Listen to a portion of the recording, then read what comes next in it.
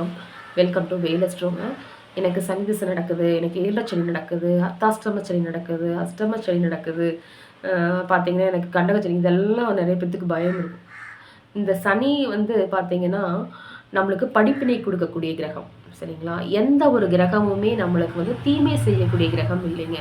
சனி திசையில் பார்த்தீங்கன்னா நிறைய பேர் நல்ல லெவலில் வந்துடுவாங்க, சரிங்களா? அது ஏன் அப்படின்னு பார்த்தீங்கன்னா சனி பகவானே உழைக்கக்கூடிய கிரகம். ரொம்ப கீழ் லெவலில் கஷ்டப்பட்டுட்டு இருப்பாங்க, அவங்கள கொண்டு மேலே உட்கார வச்சுருவாருங்க சனி பகவான். ஏன்னா அவருக்கு உழைக்கணும், உழைப்பை கொடுக்கக்கூடிய கிரகம். உழைக்கிறவங்கள பார்த்தா, கஷ்டப்படுறவங்கள பார்த்தா ரொம்ப பிடிக்கும் அவருக்கு. கஷ்டப்பட்டு உழைக்கிறாங்க பார்த்தீங்களா, அவங்களுக்கு ரொம்ப பிடிக்கும். அவர் நல்ல நிலைமை கொண்டு வந்துடுவார். அதனால் சில கஷ்டப்படுறவங்களுக்கு உங்களால் முடிஞ்ச உதவிகளை செய்யுங்க.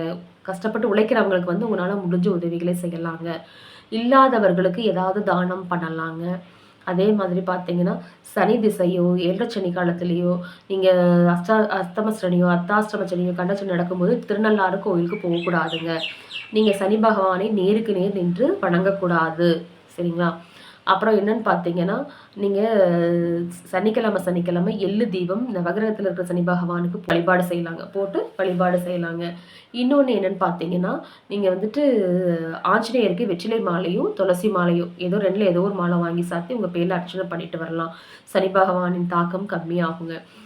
அப்புறம் பார்த்தீங்கன்னா இன்னொன்று, ரெகுலராகவே நீங்கள் விநாயகர் கோயிலில் 2 அருகம்புல் வச்சு ஒரு 2 தீபம் போட்டு வழிபாடு செய்யும் பொழுது உங்களுக்கு சனியின் பார்வையிலிருந்து தாக்கம் கம்மியாகுங்க, சரிங்களா? அதே மாதிரி சனி பகவான்னா நிறைய பேர்த்துக்கு உங்களால் முடிஞ்ச அளவுக்கு முடியாதவர்களுக்கு, ரொம்ப முடியாதவங்களுக்கு ஹெல்ப் பண்ணும்போது அதோட தாக்கங்கள் கம்மியாகுங்க. சனிக்கிழமை நாளில் திருவண்ணாமலையில் கிரிவலம் வரும்போது சனியின் தாக்கம் கம்மியாகுங்க, சரிங்களா?